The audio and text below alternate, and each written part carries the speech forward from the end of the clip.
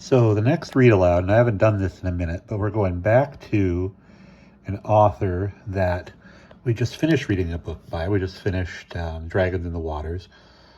But somebody said that they wanted to hear Other Side of the Sun, which I have handy, but I have not read it. I ordered it when I read an article about it, and this is actually a book that, if I recall correctly, Madeleine L'Engle sort of apologized for having written, because she sort of took on what she called, in the 70s when she wrote this, the race question, without really doing due diligence. So I'm curious what this is going to be like.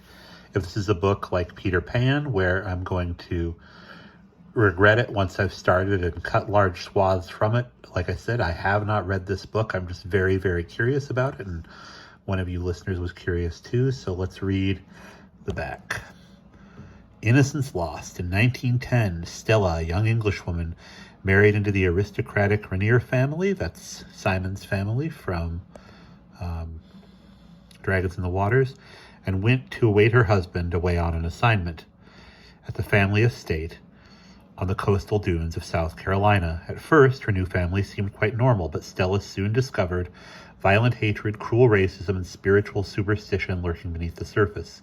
She was too innocent to realize that these conflicts would ultimately erupt, and that when they did, no one would ever be the same again. The other side of the sun. With the skill and deftness that made her one of our most beloved best-selling authors, Madeleine L'Engle weaves a classic tale of good and evil. And we'll read this description too. The Other Side of the Sun is a historical novel of family strife in the aristocratic setting along the coast of South Carolina. Although set in the beginning of the 20th century, the long shadow of the Civil War still dominates the characters in this drama of pent-up emotions within a polite society that finally erupts into a full conflict filled with racial hatred and spiritual strife. So, if you're curious, join me for Chapter 1, and we'll see you there.